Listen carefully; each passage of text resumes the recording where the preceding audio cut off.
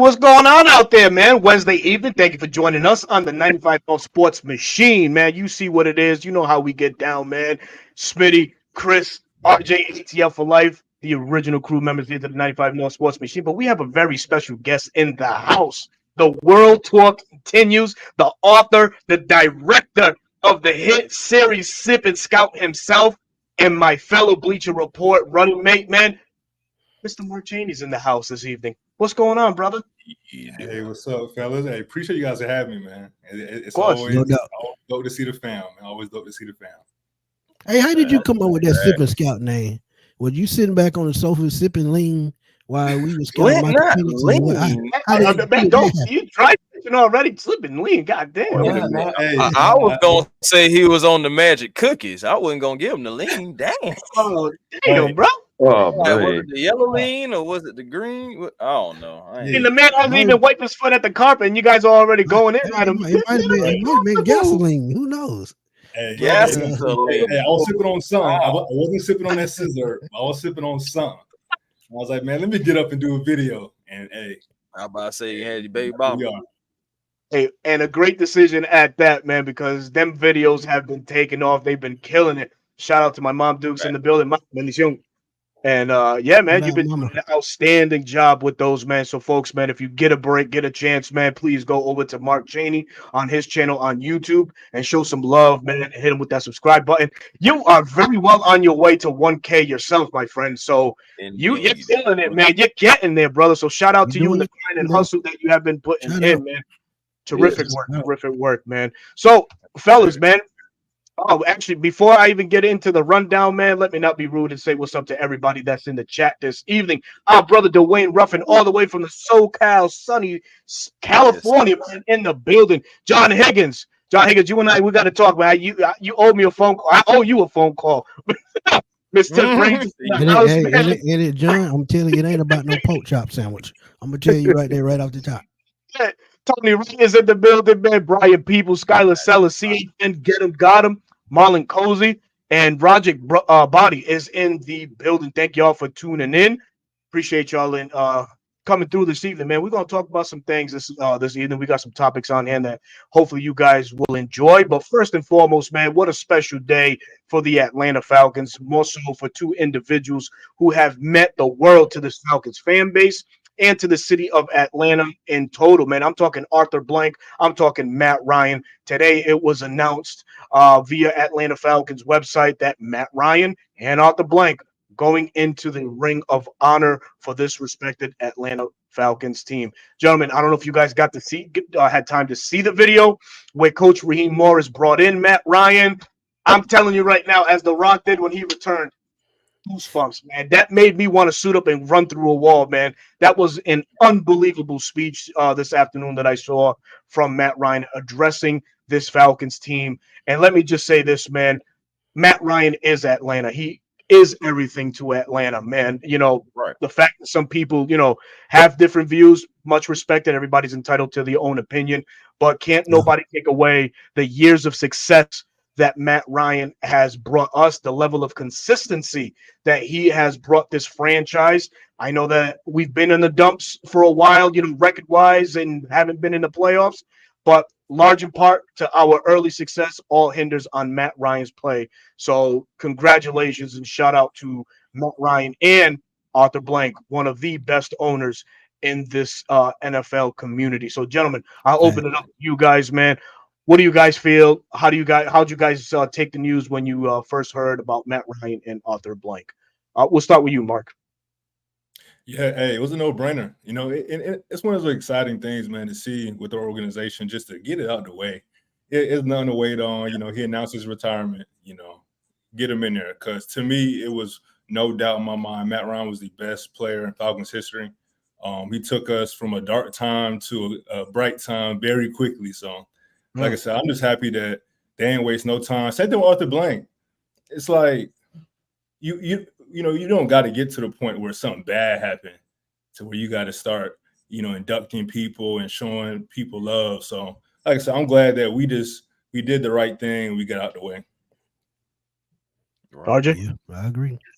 Yes, I must definitely agree. Both of them pretty much put a standard, in Atlanta, especially Arthur Blank, pretty much a well-known owner around the league. Pretty much like the face of like Atlanta since like Ted Turner with the Braves, like well known with TBS.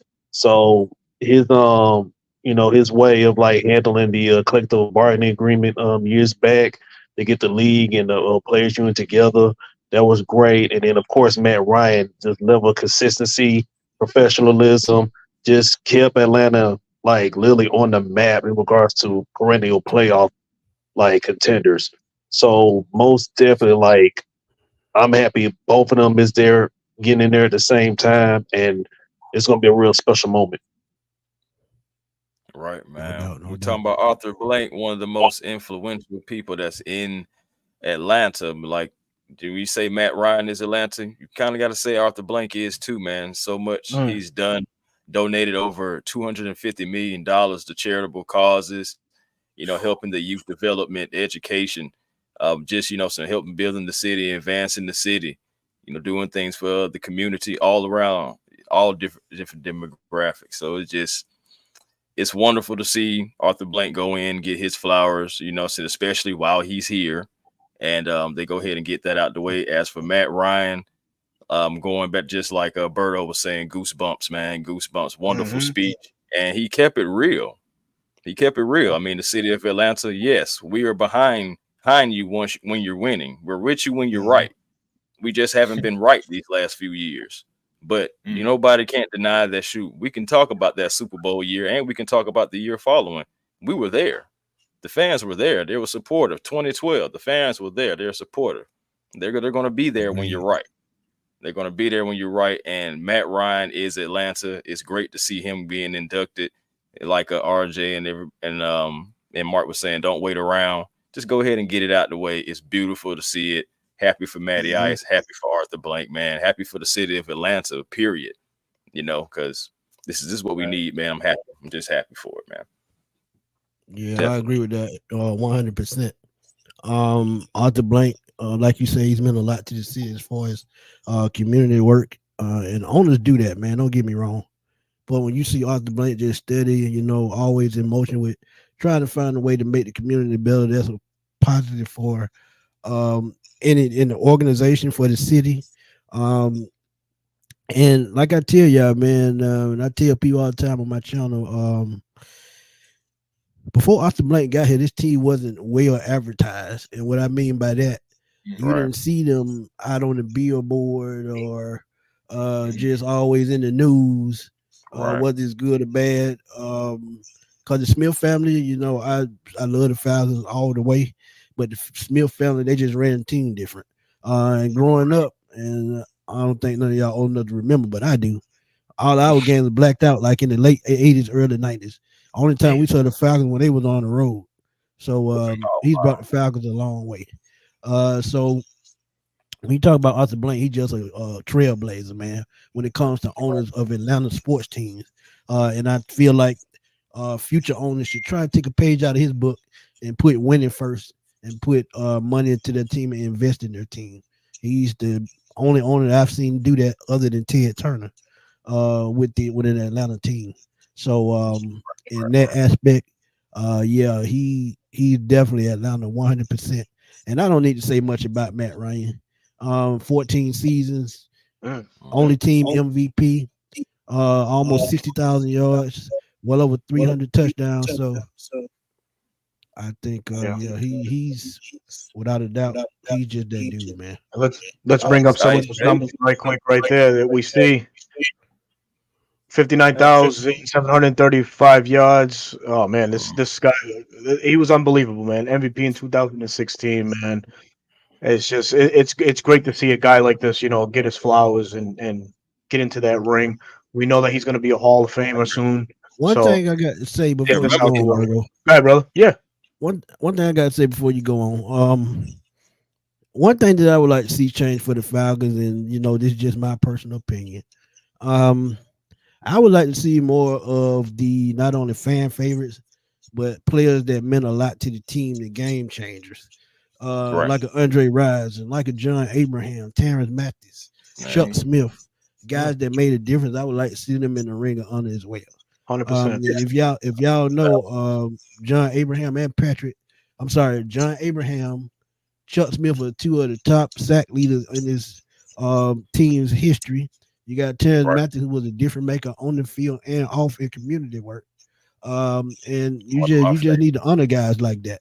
So and I'm telling y'all, John Abraham, right off the top of my head, should be a Hall of Famer, man. 133 and a half sacks. That's top 10 all time. So Come on, yeah. now. Talk to him. So the way you fix that with the Hall of Fame, you show him love in Atlanta beforehand. And if you show him love in that Ring of Honor, I guarantee you Canton gonna show him love. Because they won't have a choice after that. They wouldn't have no choice, baby. They wouldn't have no 100%, choice. man. I remember Matt did come to us in a dark time, just like Mark had said too, man. I'm just going back to Matt real quick. He brought us out of a dark time, man. 2008. It was a beautiful time. We didn't even know it. We didn't even know what we were getting. And We like had you no said- idea what we was getting. But that's what I'm saying. Well, Arthur Blank, when you talk about investing, that's exactly what I'm talking about. 2001, first movie made, second year's owner. When they got the most electrifying player you could find out there, Michael Vick. Yeah, they didn't put the right weapons around him, but still, he was a highlight reel. Then you go trade for John Abraham. Then Matt Ryan comes along. Roddy White, Michael Turner, pick Tony up from Gonzalez. the Chargers. Tony Gonzalez. So so they've always made and invested in this team. So now is why I think they've finally all put it all together with this team right here, because we talk about these teams and we're gonna talk about it a little bit more. 98, 2012, 2016, 2024. All these teams they've invested in. And I think this 2024 team is going to show that 100% by investing and putting in the work to put together a full team that can go out and compete each and every Sunday. Here's one. Got to switch dial right quick. Shout out to Calvin O'Connor, man. Thank you for this question. Smitty, you and I was just recently talking about this, man. I want to see retired jerseys. Nobody wears 2 again. How do you guys feel about that? Should anybody don the number 2 after it's all said? Well, it's all said and done now, but now that he's going into the ring, I don't think anybody should wear number 2. That jersey number should be retired. I'm telling you, bro. It's 5 numbers that I think should never be worn again. Matt Ryan, Julio Jones, Clark Humphrey, Tommy Nobis, and Jesse Tucker. Those 5 numbers should not be touched ever again. Ever again. I'm with you on those. Those some good numbers. I agree. Right there. Yeah, I agree with that. And I want to. Has anybody touched the 2 yet? Since he left? No, I don't recall anybody. No. Honestly, I don't expect to see anybody wearing preseason. Yeah, if it was a preseason. But one thing about it, if y'all haven't noticed, nobody's won. I think the only person that's won 58 is Dorian Etheridge. So it was about 15 years before anybody won 58. So yeah, so they keep an eye on that stuff, but trust me. Oh yeah. Yeah, William Andrews, you can retire his number 2. But yeah. All right, man. Well, there you have it, folks, man. We're going to move on to our next topic again, man. It goes without saying, man. Congratulations to both Arthur Blank and Matt Ryan on this incredible achievement. Well, folks, we already know, man. Training camp is done. OTAs is wrapped up. Now these guys are on a much-needed little mental break or vacation before you know what? My apologies. Right quick. If anybody's attending these games, you're in for a treat. This is when they will be inducting Blank. Will be Sunday, September 22nd, week 3 versus Kansas City. And Ryan will be inducted on the Thursday night game versus Tampa Bay. So if anybody has plans on going to those games, please be aware you're in for a treat. That's when these two gentlemen will be inducted. Big games. Let me tell you something crazy about that day. If they beat Kansas City and they get a momentum off that game, it's gonna be scary. And the reason why I know it's gonna come through and they're gonna win, that's my grandmother's birthday. Mm. There you Okay. go. I know Let's it's gonna go. be a good day. We Extra got some special. good luck already, baby. Yes. Absolutely. Absolutely, man. So shout out, man. Definitely, man.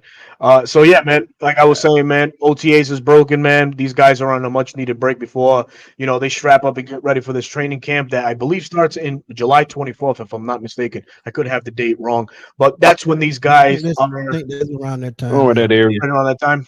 That's when they're hitting yeah, the about a ground month. running, Yeah. and this Yeah. 2024 season goes into full swing. In full swing has been Kirk Cousins at OTAs. He's looked good. He's looked the part. He's well on his way to getting cleared and ready for training camp. Also, week 1. But the glaring question for you guys and what I have is a little thing that we're going to play right now is over and under. We have some topics, and folks in the chat and those that are watching, please, as you go through the replay and you watch this live, leave your comments, drop those comments on whichever respective platform you choose to watch the live from.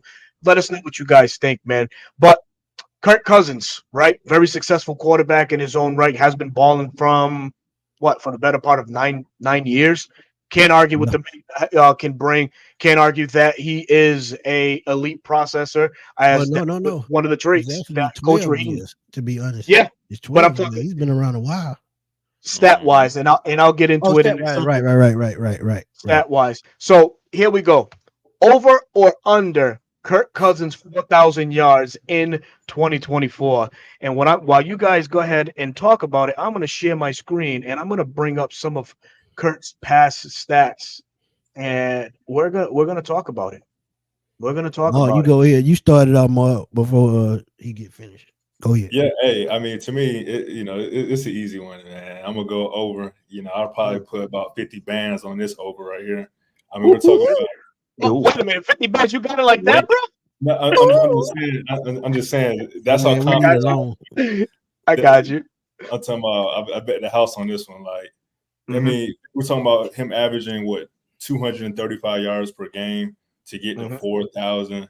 He should have a couple 300-yard games this season. I think it's possible. Again, we're talking about a 17-game season. He got the stats up. I mean, he's hitting 4,000. He's hitting what? That's what 7, 16 games. Most 8. of those. Yeah. So, like I said, it's an easy one, man. 50 bands on the table, man. Yeah, that's an easy over. That's an easy over. RJ? I'm definitely going over. I mean, it's going to be a straight pass heavy offense. It's definitely going to be way different from Arthur Smith offense. I mean, Kirk Cousins is going to be firing from all cylinders. He's going to have weapons. And Zach Robinson going to do his his special plays for him. And yeah, it's going to be a long season, like just touchdowns galore. I'm going straight over.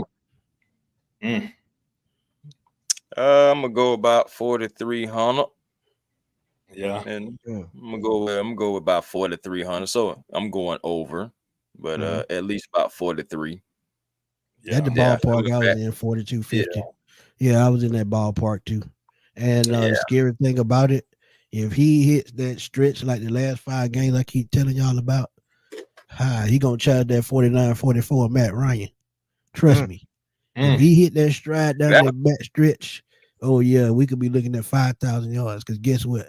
By then, everybody has gelled. They are in the system. They're flowing. Everything is going straight. So, like I said, that Minnesota game, and I know he's gonna put it on against Minnesota. I can see him going for 400 yards and 4 touchdowns that game easily. And spreading the ball around. Hey, let's keep that game in mind. Keep that game in mind. That's gonna be the game that you got to keep an eye on. So I went with the topic 4K because the consensus has been over 4,000, right? All of his stats has shown 2016 probably his best statistical year, 4,900 yards, almost 5,000 yards passing. In a talented offense that he's going into with that Atlanta new scheme. I shouldn't say new scheme. The verbiage is a lot of it's the same. Zach's going to put some tweaks to it. I think that's the reason why they targeted a guy like Kirk Cousins, because he knows what is warranted from this style of offense. So I would give Kirk probably somewhere around that 46 to 47 yard, 46 to 4,700 yard output on offense, man, throwing wise. So well over 4K for me. which if we're all good, we're gonna move on. And this is the much talked about young man that's been publicized by the Atlanta media a lot. You know, showing a lot of his recovery time and him hitting the floor or ground running, should I say? And that's Kyle Pitts. Kyle Mhm. Pitts over under 1,000 yard receiving in his 2024 campaign. Now this is funny, especially just thinking about I'm last gonna year what he start. was talking about this time. May I start if you don't mind, because I don't know, I Yeah, might go piss ahead, you off, because but I already know where you going. Go ahead, I already know where you going. I'm gonna say under. Mm. I'm gonna say under. I'm there I too. think I'm there too. I say I under think two. Go Kyle ahead. Pitts Oh, goes now under. Yeah, I really do. I think Kyle Pitts, he'll come into that 800 to 900 range, very close to 1,000. I don't think he'll eclipse the 1,000. This is an offense that has a whole lot more pieces than around him than he did in 2021. 2021, Matt Ryan and company had no choice but to feed Kyle Pitts and use him as a flex or a Z receiver or a slot receiver, or just overutilize Kyle Pitts. They had nothing on offense that year. Cordero Patterson, Zacchaeus was there for a little bit. We all remember the Calvin Ridley situation. Hayden Hurst was there also at tight end. Yeah, Russell Nothing Gage, really. too, I think. Russell Gage has over, I think, 780 yards receiving that year, but nothing really maturated from that, from that talent, that pool of talent. Only only Kyle Pitts, he overachieved it in that year. Fast Right. forward to now, I think he comes under the 1,000 yard mark, which is fine. Which is fine. I He'll be agree. I healthy. agree. Yeah. He'll be healthy. I mean, I'm sure that he's going to help this offense in numerous ways, taking pressures from certain players on this team. But I just don't think he'll eclipse that 1,000 yard mark. I agree 200%.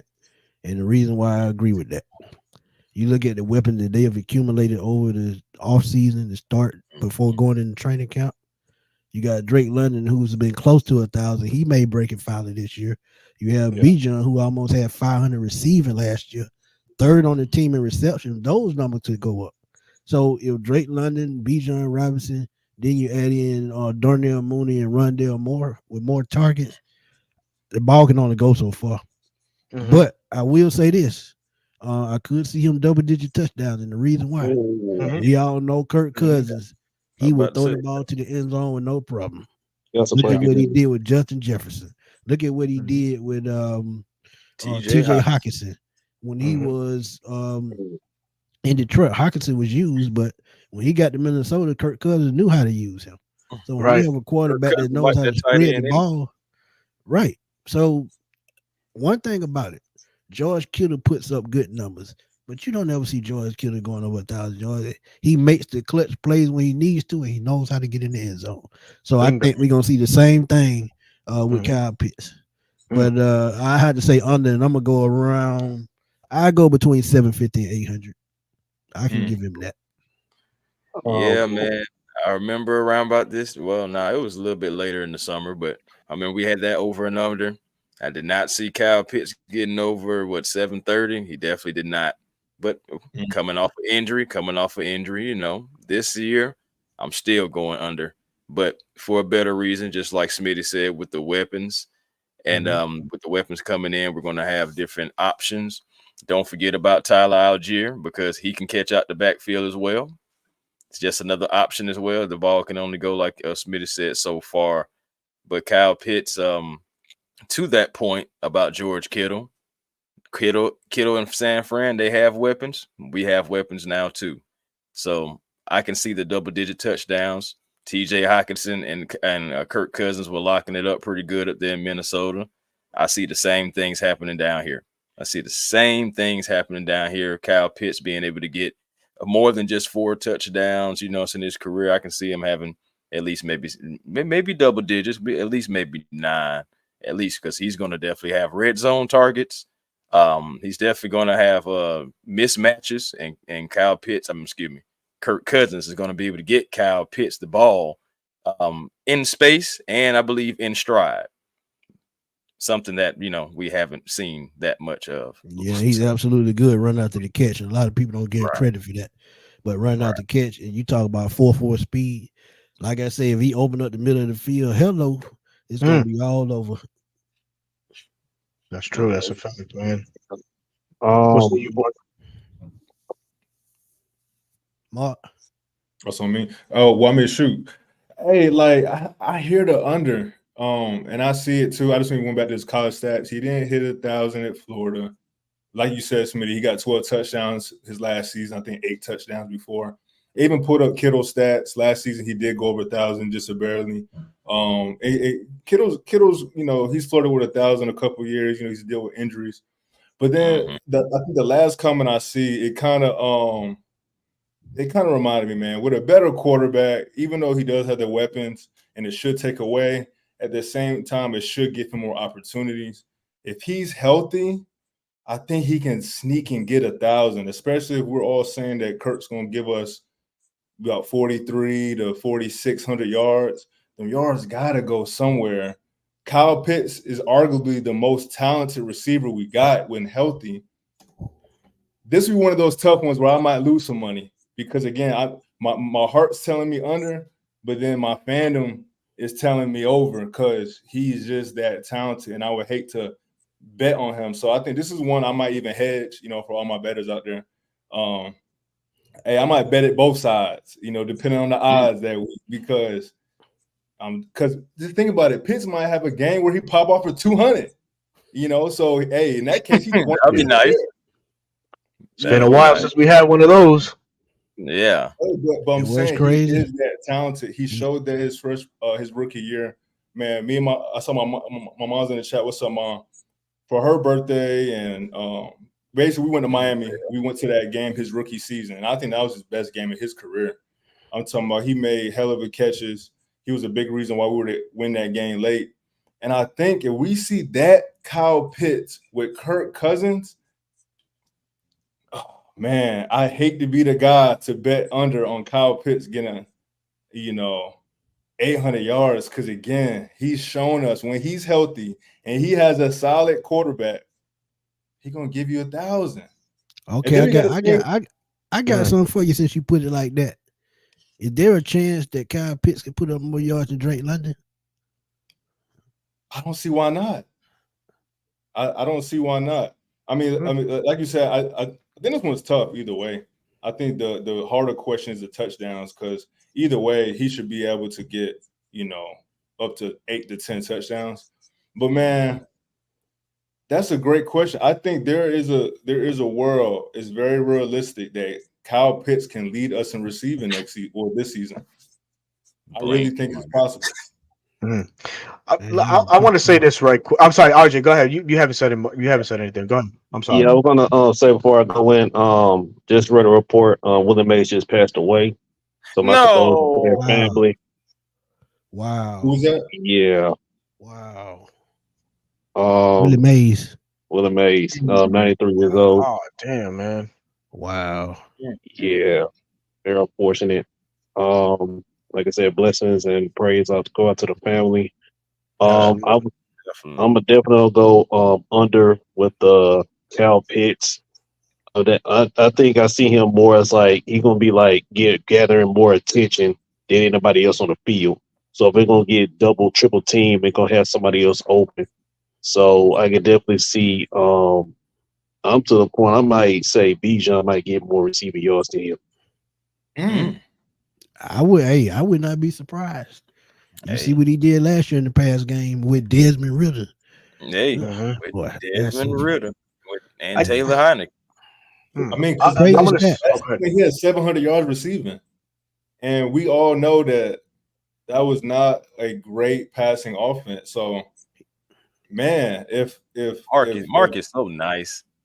I mean, I'm just saying. I mean, he got a 70, and we saw who his class partner was. So all I'm saying is, you add in Kirk. We all know that he's produced with Jordan Reed, and I think you can go back to Vernon Davis. I mean, he's had some good tight ends his whole career. Yeah. So again, if we're talking about fantasy, this might be a guy you can get on the low because maybe a lot of people are anticipating, the ball to be spread out, but he could pop off. I think we all can agree that he's more than capable to get 1,000. Yeah. I'm gonna say this right quick, man, and you're right about the tight end being Kirk Cousins' friend. Last year, Hawkinson was targeted 127 times by Kirk Cousins, and in a short span, in an 8-week span. That's you take you take the injury to Justin Jefferson into account. That's the reason why the targets went up.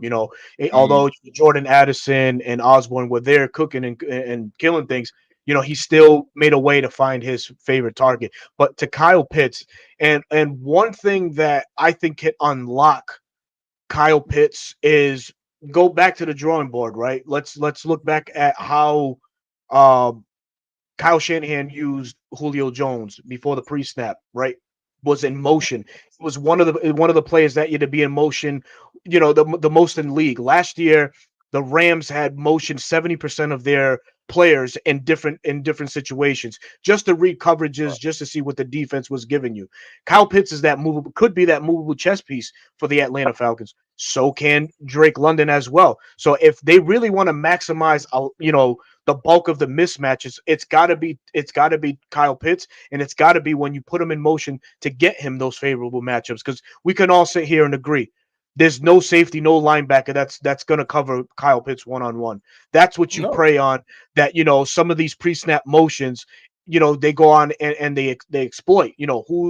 Who's dropping down from a set defense, or who's aligning to the left or the right, wherever Kyle Pitt lines up, and let's get the ball to Kyle. But it's gonna be determined on pre-snap counts. And I see the Falcons, if they put this into their motion this year, which I anticipate Zach Robinson doing so. Like I mentioned, the Rams they used 70% of pre-snap motion last year with their skill set players.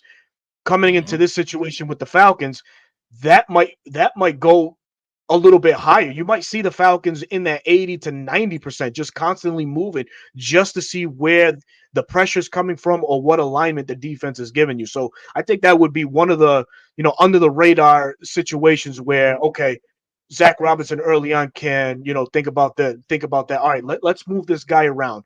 Let's see what style of defense they're going. If they're going single high, we're going here. If they're going in cloud and there's a guy in the nickel, then we'll go here with whichever player they put in motion. But I think motion of pre-snap determination will play a lot into Kyle Pitts' success if he goes over that 1,000-yard mark, fellas. My take right quick on that. And if you guys add on anything to it. One thing that they can take from it, go to Detroit last year and look at rookie Sam Laporta. Oh, my God. Moved him around. How he attacked the middle of the field. The kid ended over 86 catches for 889 yards and 10 touchdowns. This is why I know, with what he did as a rookie, this is why I know Kyle Pitts can do much better for the Falcons this year. Kyle Pitts is more athletic. He's faster. And all they have to do is get him in space. If they can do those three things, like Berto said, hey, why can't he get 1,000 yards? Why can't he get double-digit touchdowns? Because I guarantee you, Sam Laporta gonna put a better number than he had last year. Trust me. Right. Shoot, look at Trey McBride. You can look at him too. That was another very guy. True. Oh my God, man! Well, Arizona, right? Arizona. Yeah, Arizona. Saying that gave me PTSD. And everything, man. I hate it.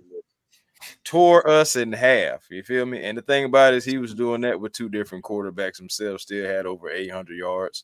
Again, Kyle Pitts, more athletic, can definitely make people miss and definitely get more space.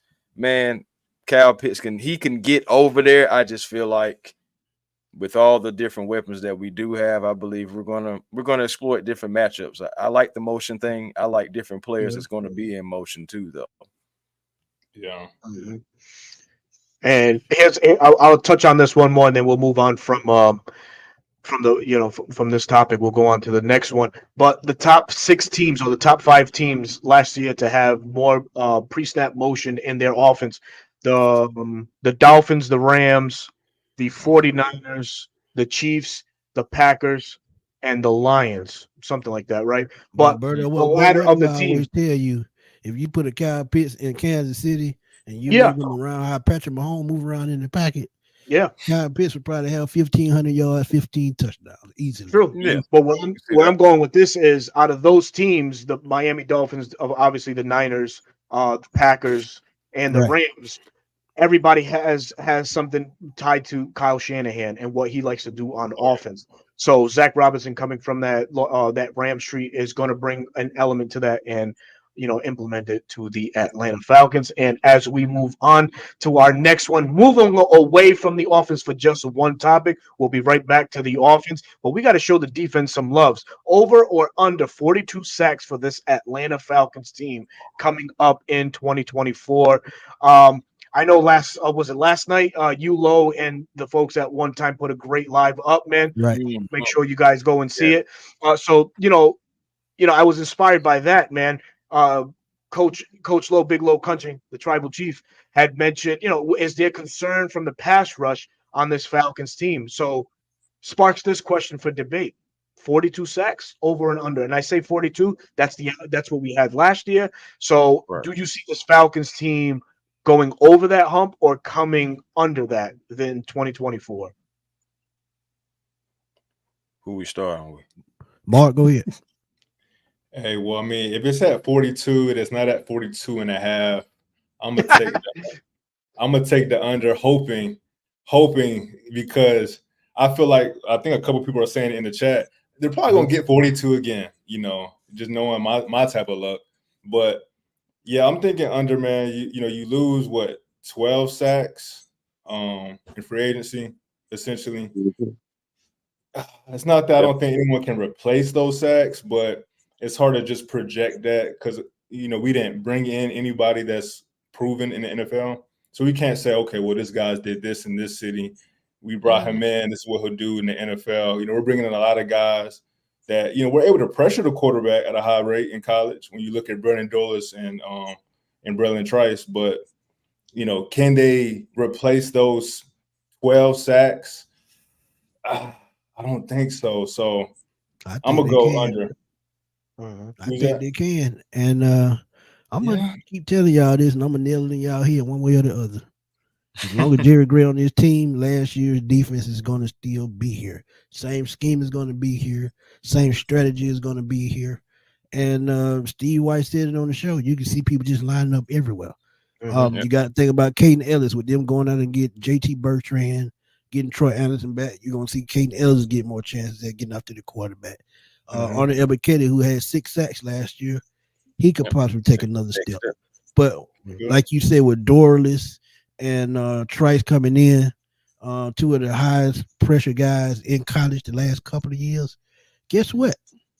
Jimmy Lake coached both of those guys one way or another. And he's going to feed off of Jerry Gray's energy and his coaching style. And then guess what? Those 2 guys are going to pick up. They're going to probably pick up the system faster than the guy that were already here because guess what? They know exactly how he calls plays, how they're going to be used. So trust me, the film room is going to be very exciting come training camp because like I told y'all, Raheem Morris is going to have his print on his team from front to back. He's going to be in every single room from quarterback all the way to defensive tackle. So just trust me. They have everything planned out already. And they talked about transparency. What better way to show that than go out and get somebody everybody's familiar with? So when you got a veteran like Jerry Gray with these young guys as offensive coordinators, Raheem Morris and Jerry Gray, they're the end guys and they're going to put it all together. Just trust me when I tell you that. So it's safe to say that you're taking the over. So what's the number? I go 2 under. I go right at 40, but I still think they can get back to 40. Because 40, people called me crazy last year. I said the Falcons will get 40 sacks this year. Said, man, you out your mind. They ain't had 40 the last 2 years before that. I said, okay. You got Ryan Nielsen here. What is he known for? You got Jerry Gray here. What is he known for? Getting after the quarterback. So trust me, we won't lose much. Yeah. So Mark said 40. Yeah, well, he's going under. Though. I know, right? He's going under. To go under. Hey, you said all that and agree with me? Smitty, I was gonna say, hey, all that sound good, but we get over 42 sacks. We got a good team. We got a good team, and that's all I'm saying. Like, if we go over 42 sacks this season, we have a really good defense. So, and think about all it that. You agree? I'm glad you said that because, like I said, man, we talk about the front seven. You got to think about AJ Terrell. You got to think about Jesse Bates, DeMarco Hellams, all these guys, man. One thing about Jerry Gray, he knows how to use the defensive backs. So trust me, you will see sacks from the defensive Yeah. backs as well. Yeah, right.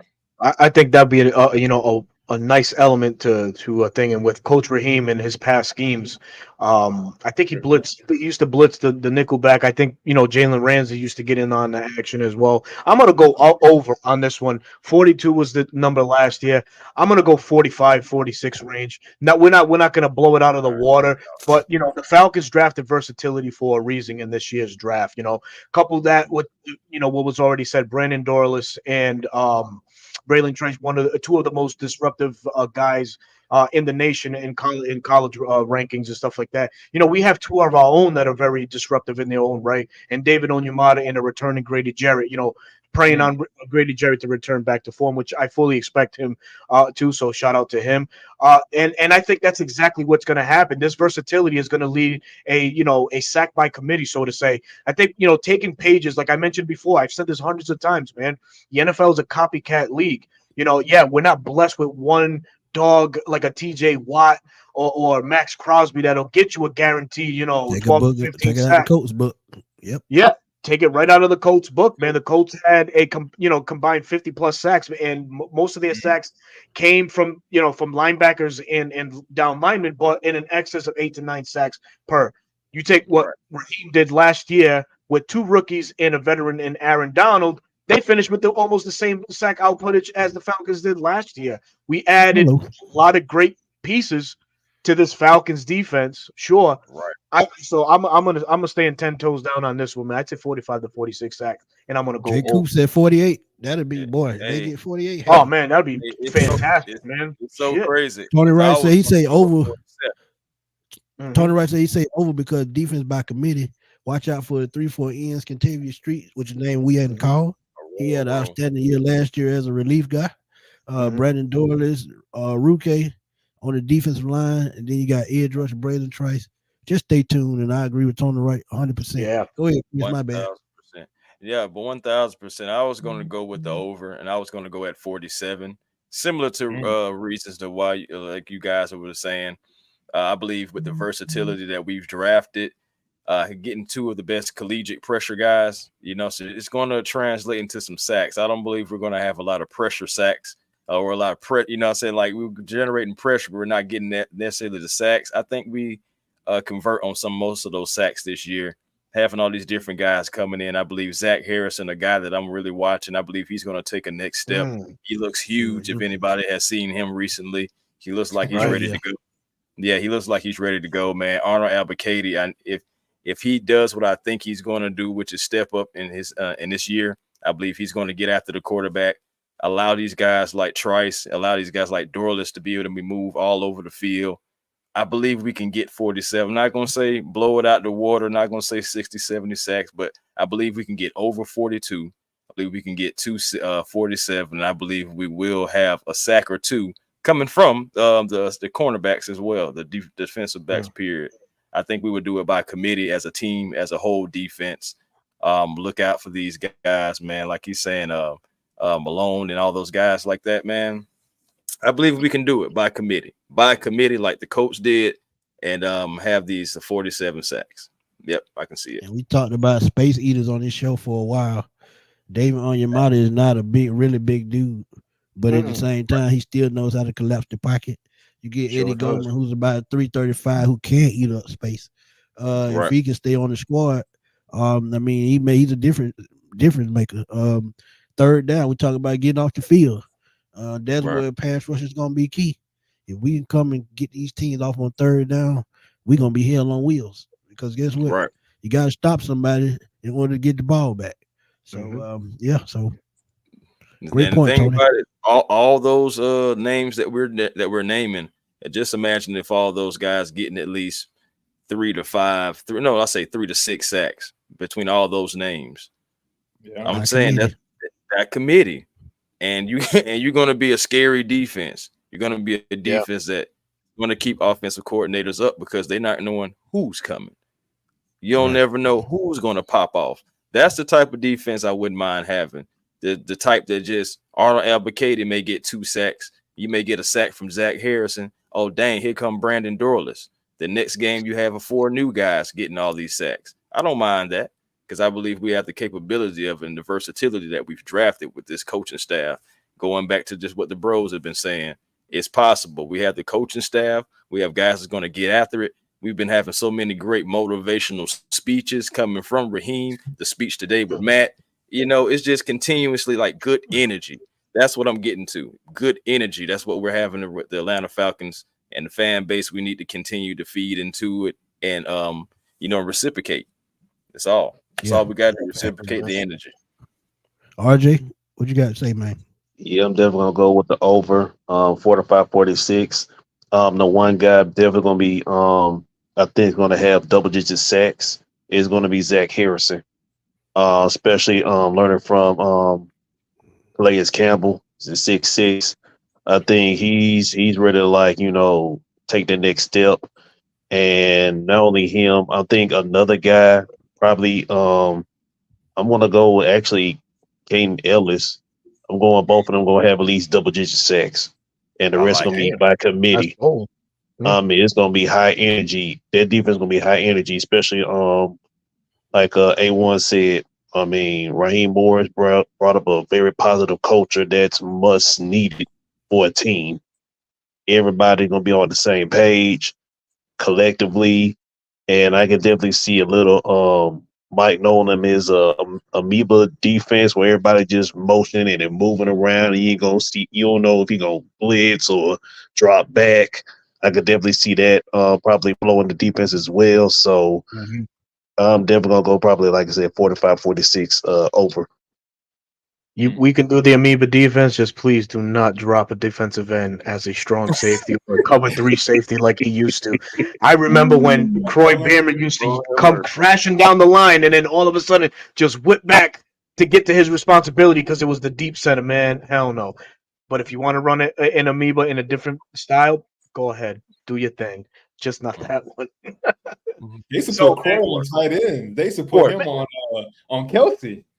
Yeah, bro, I'm saying, man, it was crazy. It was crazy, man. That's what they wanted, man. That's what everyone's been making about Raheem. His first year in LA, I just looked at it. He got his team up to 50 sacks, and that was the year they won a Super Bowl. That's the year they got the Super Bowl. But another thing too. Look back at that team. Von Miller was there. He came on strong at the end. Jalen Ramsey was around. So you definitely had a lot of pieces that would help the underneath. What I mean by that is an elite secondary. So a lot of coverage sacks is probably what ended up happening. Of course, Aaron Donald's going to eat. You're not stopping Aaron Donald, man. But everybody else, I think even Leonard Floyd was a part of that defense. I was about to say Leonard Floyd. I was just about to say what I'm saying? And it's that was a very talented team. They bought that Super Bowl. You know what I mean? Going ahead and Jalen. That's those picks. But speaking of that, is there a chance that we still add a pass rusher? Like, are y'all still confident with this? Slim chance. Slim to none. Slim. Very slim. Yeah. I mean, like, 20%. Like a Lloyd. Wait for you to get out there, Mark. Hey, you put me in the line, shoot. The best I can do is, I'll give you some good effort, but like you can slide through the tackles. Opportunity. Yeah, man. I need to get to the quarterback, man. They got it. To me, there's no way they're comfortable with this group, man. There got to be one guy they got their eye on, whether it's going to be a cut, a trade. And, even Jesse Bates spoke on it a little bit. If a move happens, it'll be right after preseason going into the regular season. If it's somebody that hits the market that they had their eye on, I can see them making a move. But the downside to that, you may have to let go of somebody that you want to keep around. And one person to keep an eye out for that could still get cut. I'm just still keeping my eye on Lorenzo Carter, man. He's a run stopper. Yep. And I love him as a leader in the locker room, but his sack numbers, they just don't reciprocate what he's getting paid. Just keep it just that simple. To Mark's question, I still hold out some hope that they'll add to this defense. You can't not have too many defensive pieces or rushers or anything like that, right? And Right. relatively, everybody was pretty much quiet across the league post June 1 cuts. Not the big names that we traditionally, hear, or any flashy cuts or anything like that. Everybody's been pretty quiet, but that's because there's a lot of teams that are in good cap space. The Falcons were that for a little bit, but heading into training camp, I believe they only have 3 million in cap space, and we still have Mm, to sign rookie first rounder Michael Penix. This is right. where we can see starting some more money added under the salary cap for 2024 that we can either hold over as emergency money in case somebody goes down, or just use that money, be smart with it, pray that nothing happens, and let it roll over into next year's cap. So Grady could, get a final restructure or a contract extension. Yeah, I said a contract extension. It's not out of the question. It's We not just out of the question. they value Grady so much. You know what I mean? Right. So if this guy comes in and plays out of his mind or comes close to playing what he traditionally does, Atlanta's not going to let him just walk out the door. They're going to want that to be the Falcon for life, and that's one of the conversations we had with Steve Weiss a few weeks back. It Right. was that question there. So there's moves to be made. We need money under the cap because 3 million obviously is not going to get a cut to sign Michael Penix. With And I with can see money, AJ getting extended. that could happen. You That go could ahead Yeah. and extend AJ and jump ahead of the curve. You're going to give him 20 because I don't think he's getting no less than 2021. I'm talking about 4 years, about 84 million, somewhere in that range. So Mm, yeah, you can see here, you sign him to a deal, save cap space that way too. Yeah, So you could. yeah, yeah, yeah. you So could. So it's a from Yeah. the real move money they can that still we make. Yeah, Go so ahead. from the money that we collect, there is a possibility that Atlanta could, look into something. They've been very aggressive, as we all know, man. During the draft, all these things are coming out there. How aggressive they were trying to acquire players, move back in. Who knows? Going into training camp, they could still have that mindset and say, okay, let's go get this guy, plug him into our defense, and just let's ride with this for 2024. And that could very well happen. But just to Right. kind of shoot light on your question there. You So know, if we're all go ahead, bro. no, I was just gonna say also, if a team, just so happens to let somebody go and the Falcons like them, that could possibly be an option as well. And Oh yeah, um, definitely. Just a overall, bigger though, man, benefit. we also got, as far as like going back to Mark, what he was saying about them not being comfortable with the roster that they have. I kind of think Coach Ream is a little comfortable with what they have. I mean, he brought in James Smith Williams, bringing back Contavious Street. We're doing this thing by committee. I believe he will trust in the guys that he has. But I would like them to make a move. I don't know what's going on with Simmons, with Justin Simmons, but that was the guy that I wanted to bring in to have the best safety core. But them not That's doing easy. that and trusting in, yeah, and I them tell you the trusting in problem with that, Chris. the Problem with money. that is he knows he's not going to get paid like that, so he's going to Mhm. try to skip as much OTAs as he can and just Mm, go through the training camp preseason and just hope to be ready week one. Because he's That's what true. 31, 32 years old. Yeah, 31. he Yeah. trying to cut back. So yeah, I Yeah. Yeah, understand that. yeah, You know, indeed. But I think they're comfortable, man. I really do. I think they believe in the guys. They want to see what we have.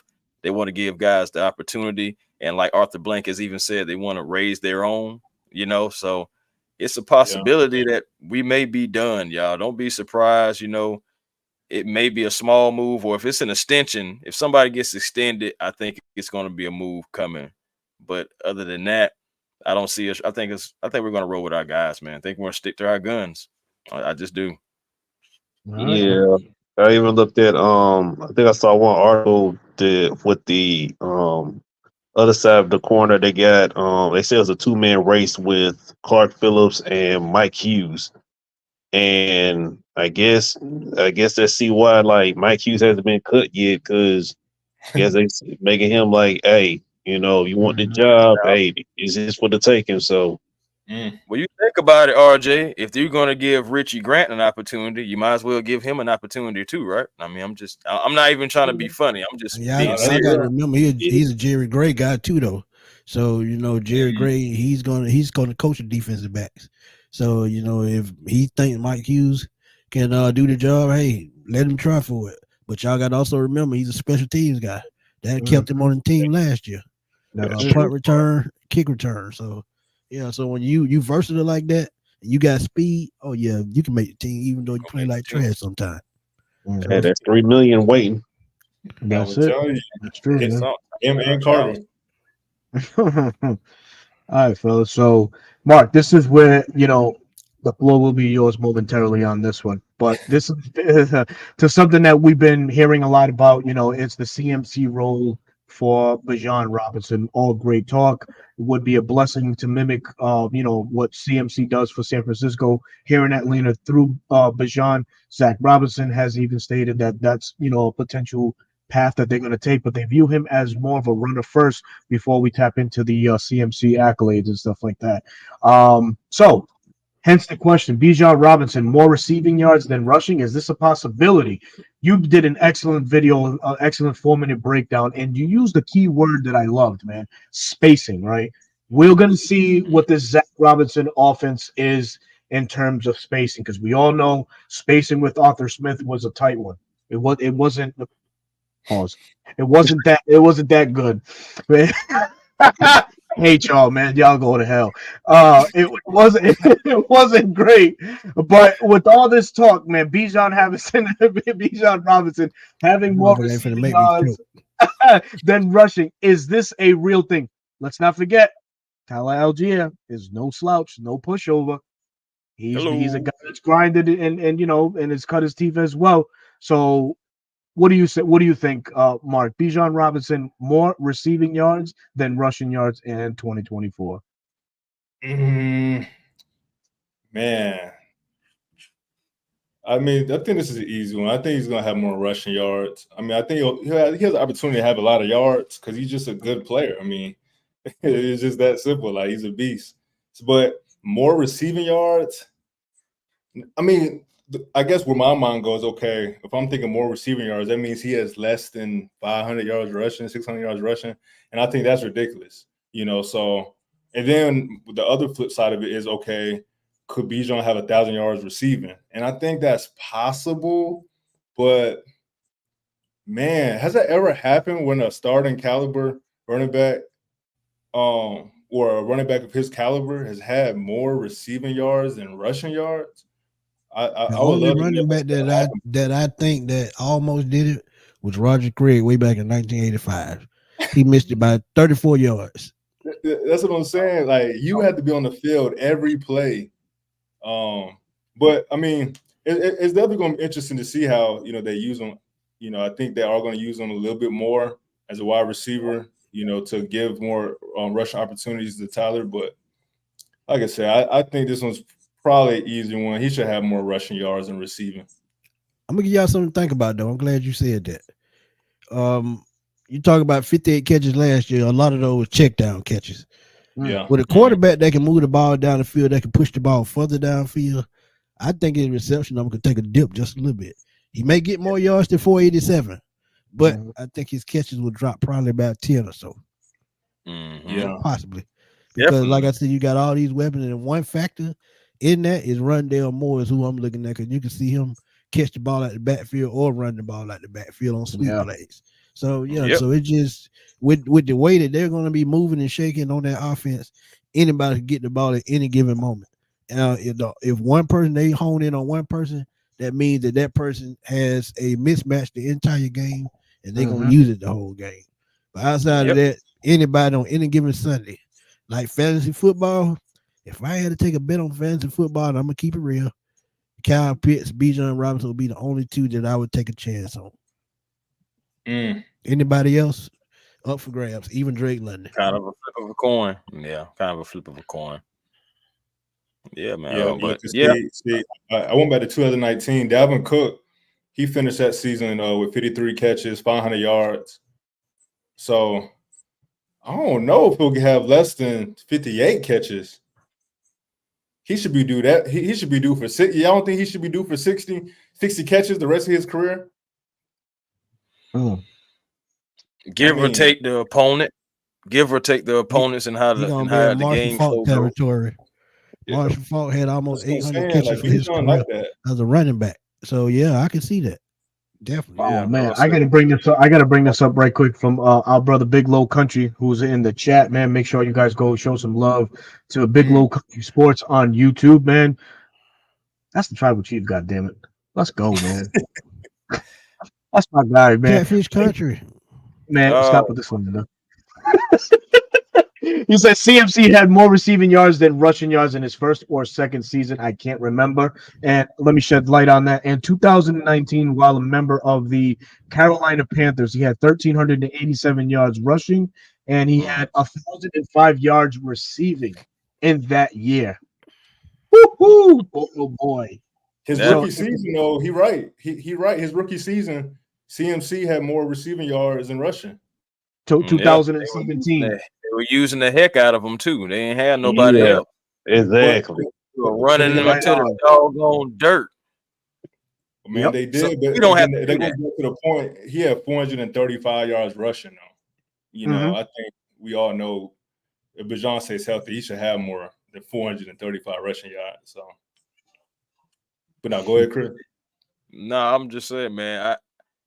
I mean, me personally, I'm gonna take this. I'm gonna go under on this. I'm gonna go under on this. I think he's gonna have more rushing yards. I do.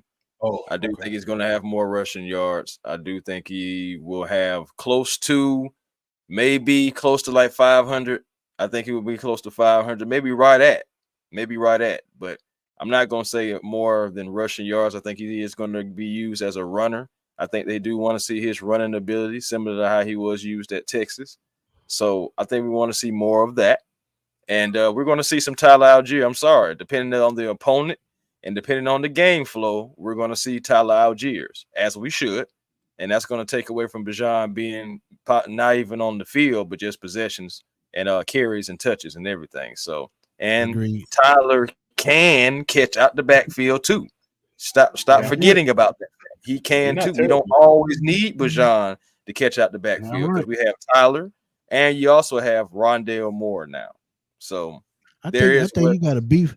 I think you're gonna have beef with whoever the running back coach is, because we're gonna swing it out. Tyler Algier the last 2 weeks. So we're gonna swing. I'm ready to swing it out for sure. You know, handle things like men.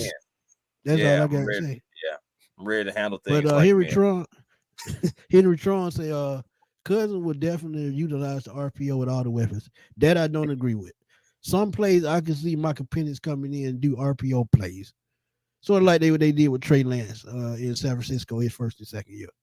So we know Penix won't get a lot of playing time, but trust me, I can see him on down like 3rd and short, or maybe 3rd and 4, 3rd and 5, run RPOs and get one of these weapons to football.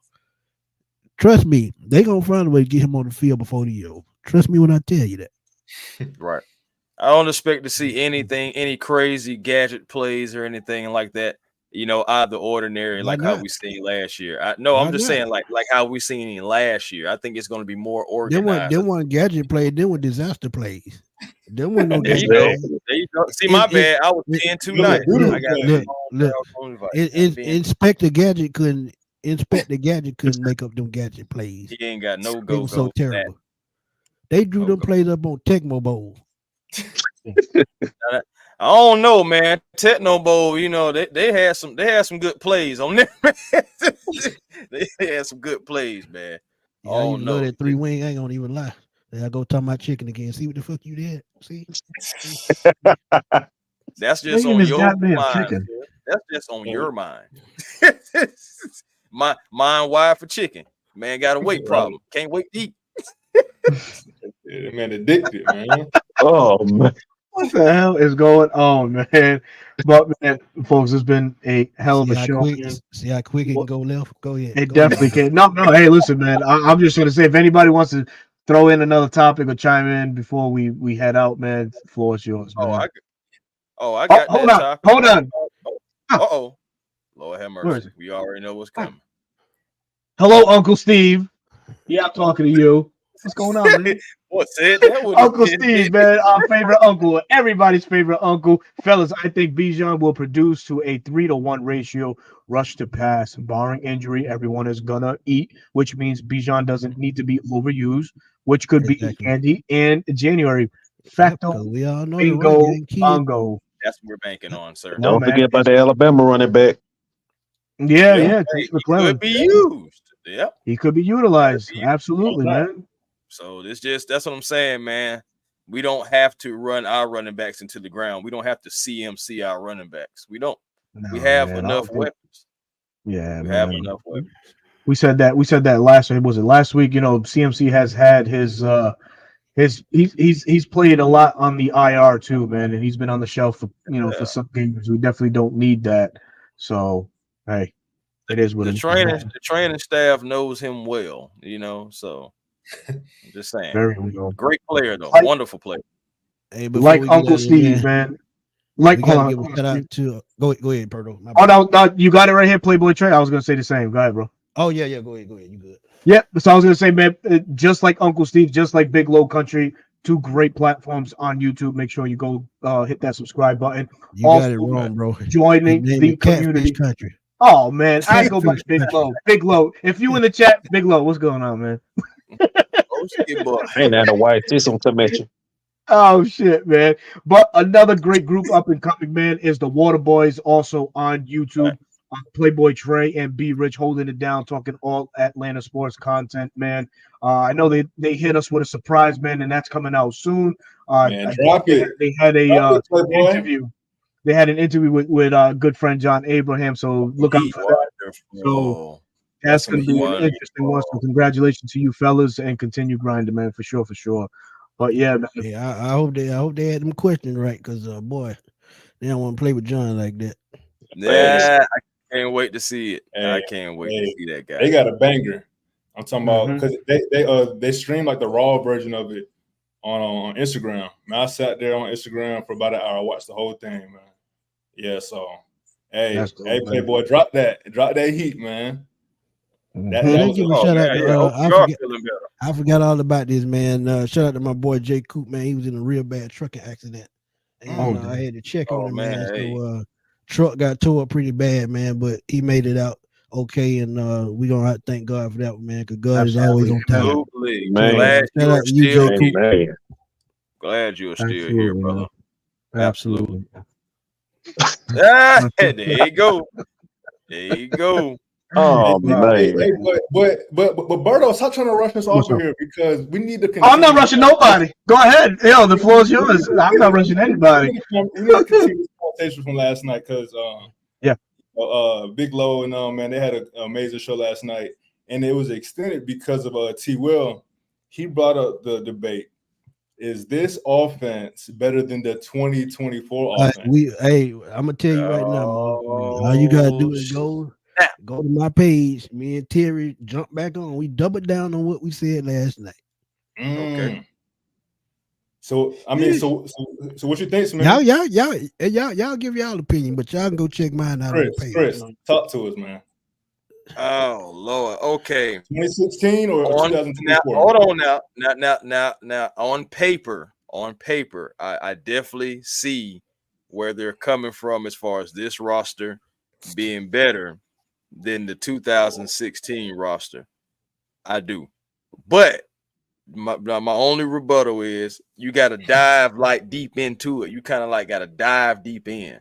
Yes, we have the best guard in football right now. Matthew Bergeron's doing pretty good. We still have Jake, and everything, but that offensive line, so back in 2016 was pretty darn good too, man. Alex Mack, you still had Jake with Levitri, Schrader.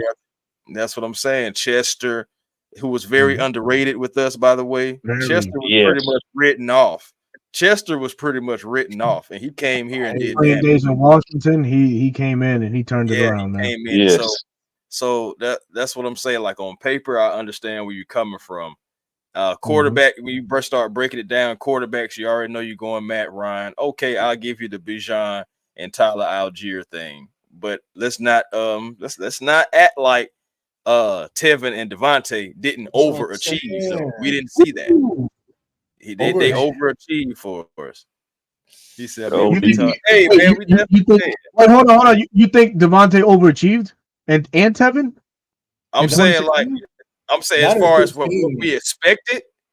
Yeah. but we did not expect them to do that. That's what I'm Okay. saying. Okay. At least Okay. I did. Gotcha. At least I didn't. I didn't see that production. So that production, like for me, it was overachieving seriously, and I'm glad for it. But let's not act like what happened afterwards and later on. But just talking about just that particular team, okay, I'll give you the running backs.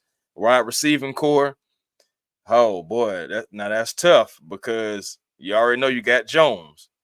I think Sanu, people are sleeping on Sanu. I really do think people are sleeping on Austin Sanu. Hooper. Now, Austin Hooper in the offense with Kyle Shanahan, he was great. But I mean, I'm gonna give the tight end to Kyle Pitts. I am gonna give that to Kyle Pitts overall because I believe he's the better athlete. But I kind of got to give it almost like a tie with that wide receiving core, just because I'm not taking Darnell Mooney over Mohamed Sanu. I'm not. I mean, I know what Sanu is, and I don't know what Mooney is, and that's where the controversy starts. Some of these guys, we know exactly what they are, and even on defense. Even if we go back on defense, yeah, we did have Freeney. Yeah, we did have our own sack leader in Vic Beasley, who I believe ate because Freeney was around, and the rest of the guys too. It was a lot of journeymen, but at the end of the day, that committee, it worked. We're still waiting to see if this committee will work. That's why I say on paper, I give it to you. I do. But I just can't dive down deep in there and say, yeah, man, heck yeah, because I know what some of those dudes I'm gonna tell you what what the difference was. 2016. I'm gonna tell you what the difference was, and we talked about Kyle Shanahan already. One thing about Kyle Shanahan, what he did well with Matt Ryan was hide his deficiencies. If Zach Robinson can go into training camp and go into the regular season and learn how to use Kirk Cousins' strength to his fullest potential, like coach of Minnesota did last year, I think he could be right in line as the next MVP for the Atlanta Falcons because it's the same offense. And you talk about his arm is not strong, just like Matt Ryan's arm is strong. But guess what? Quick throws, slants, out routes. That's what Matt Ryan did most of the year. Quick throws, no huddle. And people don't talk about him as a no huddle quarterback. Matt Ryan, one of the best. You get Matt Ryan in no huddle, he's going to pick you apart. So, I mean, it's a lot of similarities, man. And, if Kirk Cousins can get into that same rhythm Matt Ryan was in 2016, I think this team can put up more points than that team. Yeah, I'm going to say this, though. I'm going to say this. Regardless, I still know what that team did. I still know how that team functioned as a unit. We got all this going on right now, all this great energy, and let's build off of it. But we still haven't hit the field yet. And just for me, I got to see it. I got to see it together. And for the record, that first year on the Kyle Shanahan was shot your shit. Oh, we know that. Yeah, we know that. It didn't happen to that second season. 16 and right now. But the difference is with this team, I think Zach Robinson having that pretty much coordination with Kirk Cousins is going to be the difference. I think they can come in and pick it up faster than Matt Ryan and Kyle Shanahan because they run the same system. So now don't get me wrong. I believe that Kurt in the offense, I feel like maybe the first couple games we may start off just a little slow just to get some of the kinks out. But I believe the offense is going to take off after a week or so, after a week or two, a couple of weeks into the season. I believe we're going to take off. I do. But overall, what I'm just saying is a complete unit. Let's not forget about some of those guys. We do have young guys on offense on defense then and now. Those guys came in, those guys, they came in and they hit it. And they all worked as a cohesive unit and they was functioning as a solid unit. I just want to see it. That's all I'm saying. On paper, I give it to you. On paper, I give it to you. Number one corner in the playoffs, but we got our number one corner on the field here. So it's a lot of differences, man. But you can go back and forth all day, but trust me, that's what makes it very, very similar. They're very similar. And that, like I said on the show earlier today with Terry, history always has a funny way of repeating itself. Just don't never know when it's gonna come. That's true. Nothing's touching that. There's nothing touching that 2016 offense. Well, there is one offense before 2012 gonna touch that one. 2012 will touch that. Absolutely, man. And I think this 2016 offense ranked 8th in history. if I'm not mistaken. I mean, that was a special offense, man. It really was, man. It Smitty, you hit the nail on the head, man. Everybody did, man. I think he had what 12 TDs to 12 different receivers that year. Even the backup tight end Perkins was catching touchdowns that year. So it was something special, man. I think I working at the stand. I caught a touchdown. I think the real question is. Hey, listen, I think the real question is which offense was truly better? Was it that 16 or that 12? Because that 12 has some horses on that offense, and I believe who the OC was either Dirk Cutter, Mike Malarkey, one of them two. Dirk Cutter, right? Yeah. Matt Ryan only had 275 yards less thrown that year than he did in 2016, 47 to 49. And the touchdown was just a 6 touchdown difference. That 2012 on paper, defense-wise and offense-wise, I think it was better than 2016. Julio was healthier. Yeah. And the thing that separates the two years is coaching. We had an elite offensive coordinator where Dirk Cutter wasn't. But it's still very much up for debate because both of those teams were juggernauts on offense, man. A complete juggernaut. And I said it earlier. Kyle Shanahan, he and Matt Ryan weaknesses very well. That was the difference. He was the real MVP. I think that's the difference between the 2012 team to the 16 team to this team is Kyle Shanahan. He had players wide, butt naked, open. So I don't care what type of arm strength you got. I'm talking about it was butt naked. So again, when I look at that team, that's why it's hard to compare. I think on paper we are better, we are more talented, but that coaching staff was crazy in 2016. Oh my God! They're all right now. Everybody was there. And Raheem was there. So it's like Raheem was there. If Raheem could tap in, get Zach Robinson to tap into that. So we seen LaFleur, we seen Shanahan. That's exactly what he gonna do. That's exactly what he gonna do. What's the boy in Miami? Mike McDaniel. Mike McDaniel. Mike McDaniel. If Zach Robinson can tap into that bag, oh my Lord. Yes, we would easily have one of the best offenses ever. Because again, the way that they're scheming these guys up, and it was all built off of one thing that Berto said at the beginning. It was built off of one thing. Yep. Well, it was that, but it was the motion, Smitty. Yeah. You put that guy in motion in 2016, he knew exactly where the ball was going. He got that from his dad, too. Because y'all watched the Denver Broncos in the mid-90s. Same thing. Terrell Davis, 2,000 yards. Yeah. Hold on. We got to bring this up right here from our resident uncle. Uncle Steve says, like Stevie Wonder said, I got to see it first. That 2016 was different. It was a machine. It was different. Absolutely. And no butter pecan, which that's me. That's lethal. I'm going to have to disagree with that. I think that offense was lethal. You look back at 2016, the thing that separated that offense. Play calling, right? We had imagine if Shanahan had those weapons in 2012. Exactly. And it was Dirk Cutter who was orchestrating that offense. They were en route to having 3 1,000-yard receiver, which an achievement like that wasn't done since 2008, where it was Larry Fitzgerald, Anquan Bolin, and Steve Burleson for the Arizona Cardinals. Also, in that year in 2012, almost 1,000-yard rusher and Michael Turner with 800. You fast forward to 2016, Devontae was the de facto running back there, well over 1,000 yards. Julio was well above 1,000 in receiving, and then where did the other production come from? It came from everybody, right? Because they spread the ball around a lot and very well. Sanu was an elite wide receiver number 2. Some would argue he's a number 1 on somebody else's ball club that year going forward. Right? Yeah. So I honestly, man, I think that the only thing he can throw too. 2012, the only thing separating 2012 from 2016 is coordinator. That's it. Because everything else is pretty much the same. Offensive number wise, it's only off by just a little bit. But to his point, yes, 2016 was unbelievable, but I feel that 2012 has something to say as well in regards to that offensive lethalness that's going on. Agreed. Man, I would love to do a Madden simulation right there with those weapons Oh in 2020 boy. on the That'd be fun. offense.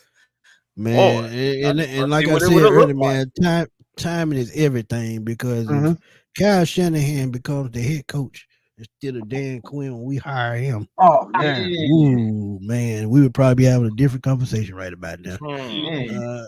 Your name catching on, Berto. I hate to tell you that, but You hey showed man, it now is how what it is, man. I'll own get it. where it is. I'll own it. It And is you wild own it. though, DJ. It is wild though. I ain't gonna lie. It's Oh wild, bro. man. hey, Tony Wright, I did a video on that season, that 2015 season, a short. Julio, that was one of the best seasons, not only in Falcons history, but NFL history. And y'all wouldn't believe who I think the best receiver season belonged to. It's not Megatron. It's Jerry Rice. Jerry Rice. Oh, I'm about to say, yeah, I know that already. Jerry Rice. Imagine having 64 catches for well over 1,000 yards and 22 touchdowns in one season, and you only played in like 13, 14 games. Facts. That was crazy year. Crazy year. Never see that again. Never. Never. And then wasn't this the year? Wasn't that the year too that Julio had set that record for like the most yards per game or something like that? Like Yeah, it was he had it until he left. Yeah, but he was yeah. always down about 89. That dropped all the way down like 88, 89 now. He was always well up over 95 at one point. Yeah, it was like he was over like 100 that year or something like that, like 100. Oh no, you talking about that season? What 2015? He averaged 116 yards a game. Yeah, that's what I'm saying. But crazy. You hear how crazy that sounds? You just going dumb out there. And they can't do nothing about it. True story. You talked about it earlier. You can see Kyle Pitts put up that kind of production if he controls the middle of the field. And stays healthy. Very cool. Well, gentlemen, this has been a fun hour and 20 minutes. And no, I'm not kicking nobody out, Mark. Last call. Hey, turn on the lights. Hey, Mark, be up with that Walker House crew. We can't hang that long. We old. Man, you kidding me? Hey, trust me. Hey, Shout out Tidy, man. It's tough. Oh yeah, always. Well, anything you want to add on? Anything you want to get off your chest and talk about that we haven't tonight? Shoot, I could talk ball all night, but hey, I just appreciate the invite. Appreciate the good vibes, man. Definitely excited for this season, man. And kind of like I think Chris said it earlier, man. The vibes, man, it's contagious. You could feel it from Raheem. You could feel it throughout the Atlanta, content creator community. The vibes, and I feel like with them doing the right thing with getting Matt in there again, we getting. Well, you said Arthur Blank on Grandma's birthday or Matt on Grandma's birthday? Arthur Blank. So you getting AB in there, on Grandma's birthday. How the early season is standing up. Kind of what you keep talking about too, Smitty, is the timing of the bye week, so we can go on a nice little run going into January. Man, it's feeling like 2016, man. It's feeling like one of those years where every week, man, it's gonna feel like we're in a dream. So, man, I'm super excited, to again be a part of this community, and excited for this season, man. Definitely. And I guess I'll add this too. If you didn't watch Matt Ryan's, it's time to go night. You go to bed. Right. She got that button on. Don't even worry about it. Man, she talking about she already in the bed. What you talking about? She just showing up. She in the bed. Y'all some haters. All right. We some haters because we tell the truth. Beauty sleep. Look, she in the bed. She in the bed, dog. She probably halfway bonnet on. All right, bonnet on. Yeah, she big chilling. But yeah, like he was saying, sit up in the bed a few times already. All right. All right, we're gonna leave it alone. We're gonna see, look, pull it up there. Oh boy, damn! Hold on, Mark. I'm sorry. Hold on, but hey, Unc just came back. Want us to go to bed. He like Mark. That Martian with Brady was fire as well. That is very true. That was unbelievable. Oh yeah, that 2017. Oh yeah, they were monsters. Yeah. Oh yeah. Brady had over 5,000 yards this season, I think. Man, if I'm not mistaken. Yeah. I think Moss had Mark- what 23 touchdowns. 23, yeah, 23, I think. Yeah. Yeah. Oof, Yeah, that year was crazy. Again, but that was like a dream, bro. Every that was a week, Madden type season. Yeah. and That that's was what I'm saying. that when they Like, was stealing everybody's playbook. So yeah, so I expected it. right. All right, it's Spygate. But that's what I'm Yeah, saying. Like, that was I took thought the whole crazy, real man. life. People want us to get the hammer dropped down on us when you got spy gates and stuff. I did deflate gates and all these gates. Spygate, Iron Bounty Gate, Gate. Lions Gate, man, all these gates and all these, whatever. Different media whatever. market. Different media market. Mhm. You know how that it is. was hilarious. Yeah. Absolutely hilarious. Go ahead, Mark. My bad. I didn't mean to cut you off. No, I'm just saying, man, that year was special. Kind of how like it was almost like it got to the point where we were waiting. We couldn't wait to see the Patriots lose, so we were just tuning in. And I thought the Falcons could be that type of season where we're gonna create a lot of haters. And a lot of people are gonna been questioning our decisions over the past couple of years, especially this offseason. And I thought this is the year, man, when we just shut people up. And what better way to do it, than on Grandma's birthday on a night when we inducting Matt into the Ring of Honor. Like the season, it just feels like one of them years, fellas. It just feels like one of them years. Yeah, I had that fifth manager with now Arthur Smith energy. His energy was ridiculous. That's what I say, I man. just knew something wasn't gonna be right. That is nothing but just a perfect example of energy can be infectious, positive and negative. It doesn't matter. Right. If it's negative, it's gonna spread. And what happened? Nothing but negativity the entire season. Times when we're supposed to win, we don't. Perfect example. Them Terrible. going into that locker room of the last game of the year against New Orleans. If you saw their face going into that locker room, you knew that game was over. And they was only down by 3 points at halftime. Bro, I'm trying to tell you, and the Saints were going stride for stride and everything, bro. It was crazy, man. And then at the end of the game, that was just hilarious. Cordell Patterson face was so tight I could have cracked the walnut on it. I'm trying to tell you. Hey, he knew his fate. He knew his fate. He knew what was going on. He already thinking about the press conference, man. Like what That's true. I give that asshole. Yeah, it was a good bye for him when he got to the press conference. He's like, man, I'm over this shit. I see y'all next time. I'll be somewhere. And again, we get to play this guy week 1. So again, man, how everything is lining up, man, it's lining up for a special season. So I highly recommend everyone to document this experience this year. So I think at the end of the season, man, we'll be able to look back and it'll be a classic, man. It'll be a classic season. And then Blink said it too. We got Joy saying the Super Bowl's in New Orleans. The script is written, fellas. It has been written. It's a perfect. Just take your bulletproof vest. That's all I got to say. Hey, man, what? You better go down there with a whole biotic suit down there looking like RoboCop. But all this negative energy. Hey, man, wait a minute. I'm just saying, it's still a bird. He down there in Arizona if you love him so much. That's all I'm saying. And don't ever reference that idiot on the show again. Oh man! I'm just saying. Hey. Well, this is what I'm saying. I love Desmond. I love Desmond here. That's all I'm saying. I love Desmond. Oh man! Right, Arizona. Hey, we kicking right there, and it's crazy that we got a player back from him, y'all. We got a player that we're going to use. A player we're going to use. So that can make an impact on this offense. Yeah. Hell we yeah. got a player for Desmond Shitter.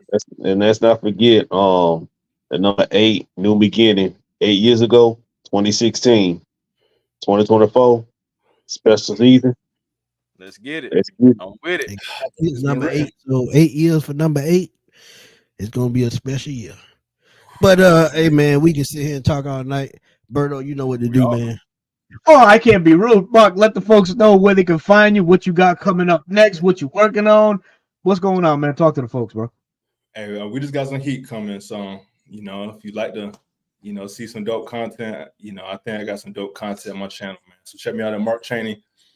But either way, man, y'all see me around, I'll be kicking it with, Smitty, Unc, Big Low, Chris, RJ, Berto, you already know, man. So Mark the man. Yes.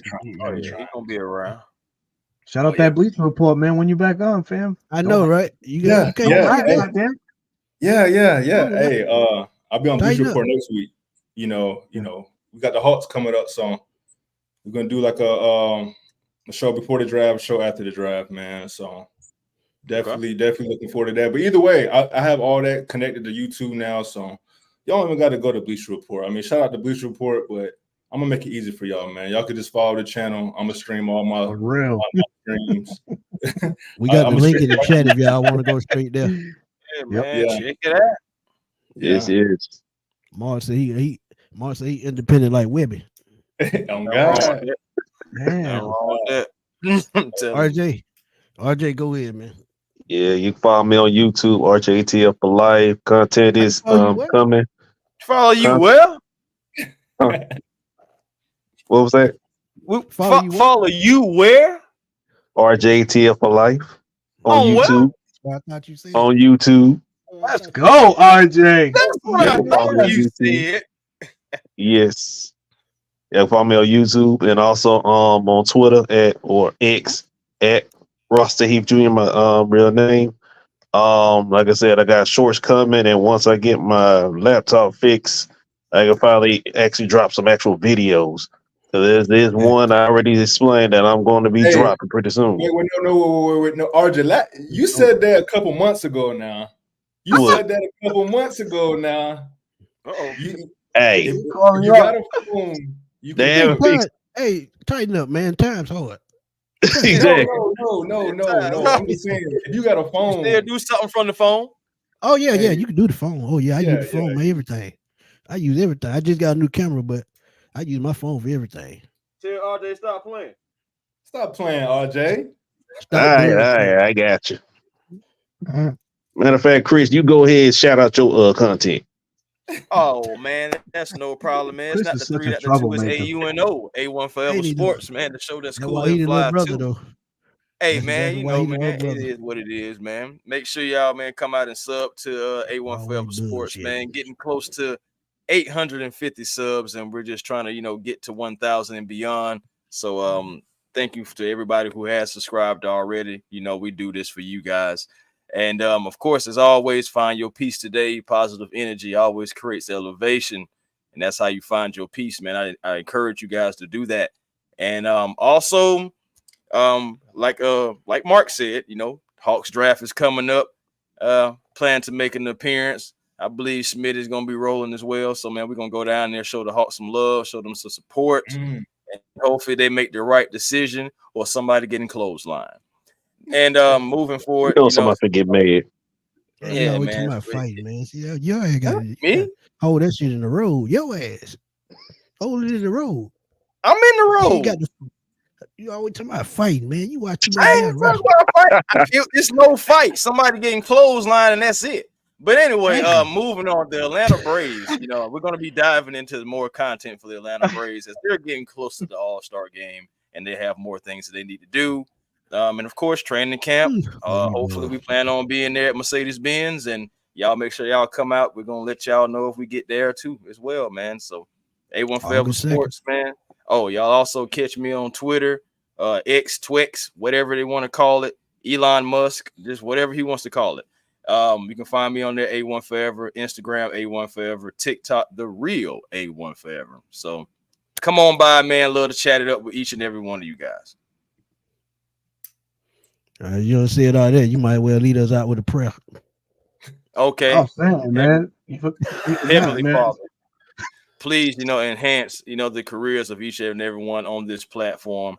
We are doing the best that we possibly can through you, Father. And with your guidance and your excellence and your expertise, we will achieve everything that you have for us, because what you have for us is for us. Amen. Man, cut him off with it. Amen. And that, ladies and gentlemen, was I'm a man of many talents. God damn. I'm a man of many talents. That's all I'm saying. That's true. You're right. You're absolutely right. You're absolutely right. Smitty, go ahead, boy. Bullshit is one of them. Y'all see what I have to deal with in my life? Y'all see this? My apologies. Get me all. But y'all know where to catch me, man. Smitty Sports Machine. On YouTube, at fatboysnell_21. On Twitter, I'm always trying to blow up the internet, man, because that's what I do. And yeah, man, you catch me there. And again, man, y'all please go check out that video me and Terry did earlier today for One Time for the Fan about the 2016 versus 2024 Falcons team. I bet y'all will find pretty interesting because we touched on a lot of points. And for y'all that tuned in already, thank you. Man. Hold on. Shout out the Boston Celtics for bringing another chip Oh man, I'm over to the starting. New England All right, area. damn. I knew. Yeah, he can stop right Stop. No. You need to stop. You need to stop. You need to stop. You had your I moment. don't want You you to had your lose. moment. That's it. You had your moments. You guys will get one, just like Trey Young said on his Twitter. Next year is us, or we're next, or something to that effect. Oh, well, Shout out y'all Trey ignorant. Young. Celtics won. Thank you so much. Very handily. Anybody want to send a congratulations? You guys want to get the hate out your Hell heart? no. What's going on here? Look, I guys, don't feel like look at your microphone. It's green, but you know what the deal is. You know the vibes. It's Man, all change good. that color quick. It'll be red in a minute. Y'all haters. There it is. Oh, darn. But hey, man, I listen, man. know why he's still up north. Boston. I'm 45 minutes away, but I'll just rep it for now. Anyways, this is your boy Berto, your host of 95 North Falcons talk show on YouTube. You can find me on Bleacher Report along with my guy Marq Chaney here as well, man. Boo the Celtics, boo you, Demetrius. I thought we were like this, man. Come on now. Y'all was. Hey, DJ, you doing it right? Those are the socials, man. But man, this has been a great show. Thank you to everybody that came out tonight on this pop-up Wednesday show. We'll give you the Wednesday night back, man. Let y'all enjoy what you do best, and we'll catch you sometime soon. We got Please some say a prayer for news. everybody before we get out of here. Hold on, we got to shout out the fact, man. We 95 North Sports Machine is working on some very exclusive content, and it's hopefully we get some confirmation very, very soon to bring you the fans, man, the viewers, something that you guys would like and appreciate. But Chris, are you really saying something else, or are we good? Oh no, I was just gonna say, man. I said put him on mute. That's what I said. You put me on mute. What that ain't right. Oh man. Y'all have a good night, man. We'll talk to y'all soon. Peace. Hey.